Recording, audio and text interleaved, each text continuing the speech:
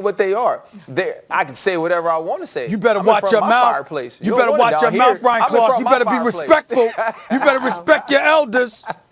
Go ahead. Hey, man, I'm just treating you like you treat my guy Max, man. No, listen, I know. When you look at the Pittsburgh Steelers and the way that they're put together, you know, they're a team that's put together to pressure Patrick Mahomes, to be able to play zone on the back end because you can rush four. They can also score on offense. And when we've watched Kansas City have trouble, it's been because teams are able to move the football on them. And when you have Chase Claypool, Juju Smith-Schuster, James Washington, Deontay Johnson, there's so many weapons for Big Ben to choose from and throw to. And then on the other side of that, you have to have a quarterback who's willing to compete, willing to go toe-to-toe, and that can make crucial plays in critical football moments for your football team. And that's what Ben Roethlisberger can do.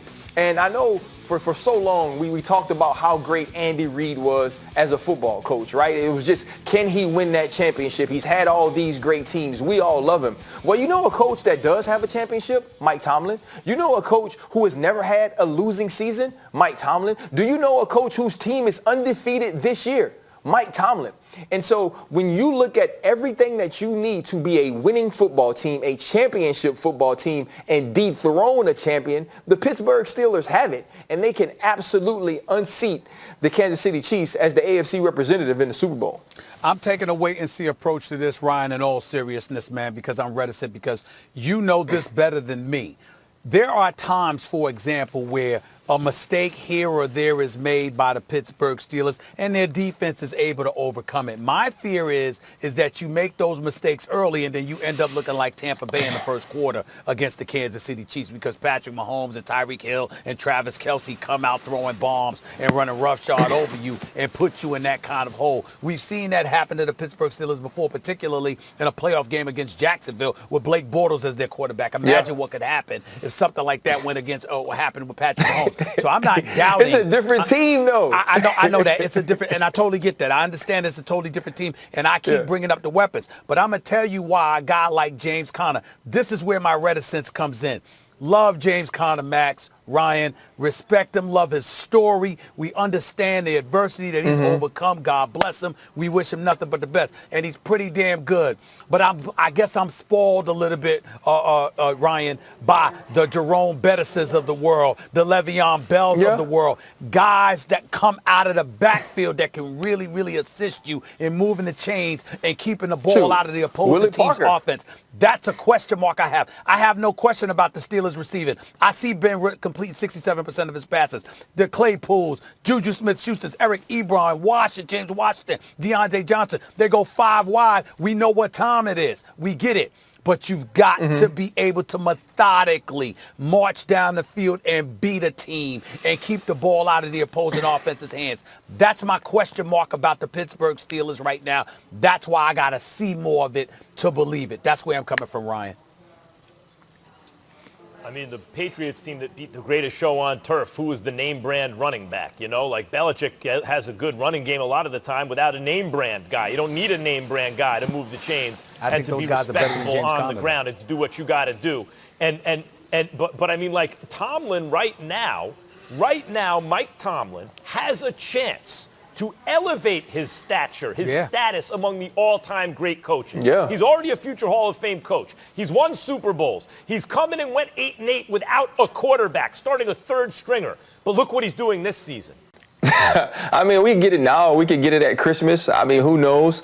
But when you look at the way the NFL has handled this, I don't necessarily know if you can critique it. I don't necessarily know if you can be critical of it, because it seems that they're trying to keep people safe, that they're trying to keep COVID-19 contained. And if that's their goal, if that's what they're focused on, then that's the right goal. Then that's the right way to move forward. And when you look at what's going on for the Baltimore Ravens, it's been positive test after positive test, even up until yesterday, where even people like Dan Graziano are saying that there are Baltimore Ravens who weren't necessarily comfortable with traveling. And so the NFL has to find a way to play this game eventually.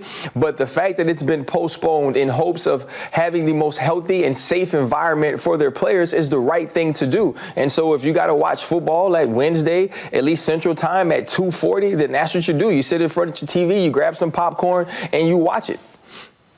Keyshawn, J. Will, and Zubin is presented by Progressive Insurance. All guests join us here on the Shell Performance Line. Hey, RC, do you think the Steelers are kind of like getting the bad end in this situation? Well, I mean, it seems that way, obviously, because most of the things are going on in Baltimore. Also, you saw what happened to the Pittsburgh Steelers earlier this year in Tennessee. I mean, it's just with Tennessee, it's just the luck of the draw, man. Like, it just happens to be the Pittsburgh Steeler week, and you have to deal with it. When you look at the way the CBA was set in place, when you look at the protocols that were put in place and the requirements that were put in place for COVID-19, this is part of it. You are subject to it, even if it's not running rampant in your building. And that's what the Pittsburgh Steelers are dealing with. I do find it, I don't know if ironic is the right word, that, you know, the Pittsburgh Steelers were tweeting and they were all upset about people not doing the right thing. And then the one Pittsburgh Steeler that you want to get COVID-19 the least, James Conner, test positive. And so I think that we all have to be extremely sympathetic. We all have to be extremely understanding about what's going on with people. And yes, they had a strength coach who was doing stupid stuff. And I feel like he should be punished, and the Baltimore Ravens should be punished. But the Pittsburgh Steelers have to know that they're doing what is in the best interest of the health and safety of the players as it pertains to COVID-19. So continue to get ready, continue to push your schedule. Mike Tomlin, continue to preach, as you always do, about winning the game at hand, and that's the way you move forward.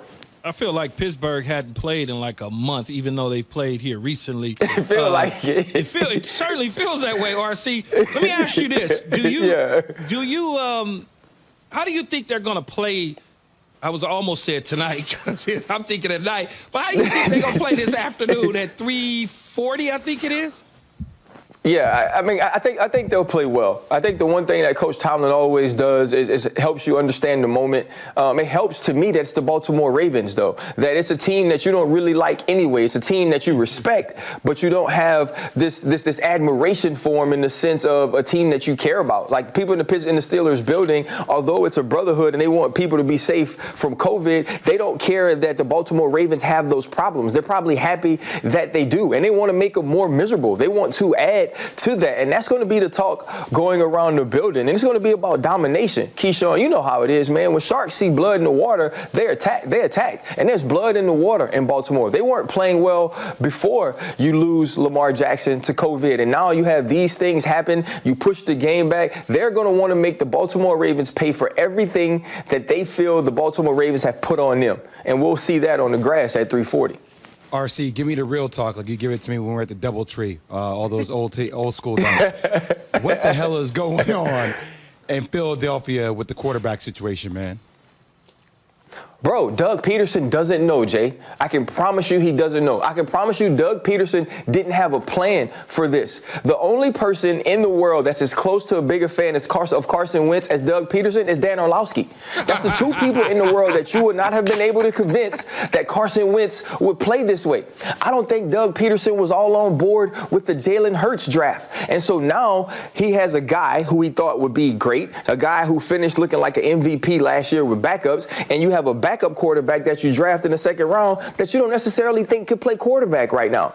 And so now that you heard him early on in the season, right? If we go to Jalen Hurts, that means we're giving up on the season. If you bench Carson, he never thought Carson would continue to play this bad. And so when you hear him talk this week and he's like, well, you wish Jalen could get some reps and get some continuity, and then it's because he don't know, y'all. He is at a point where he has no idea how to fix what's going on with Carson Wentz, but he also knows he's stuck with Wentz for at least 2 years, and if Wentz doesn't work, he's fired, and he still doesn't believe in Jalen Hurts enough to say, if I put him in the game, he could save me. The dude has no way to go, man. He's in between a rock and a hard place, and that hard place is going to get him fired because he needs to figure this out.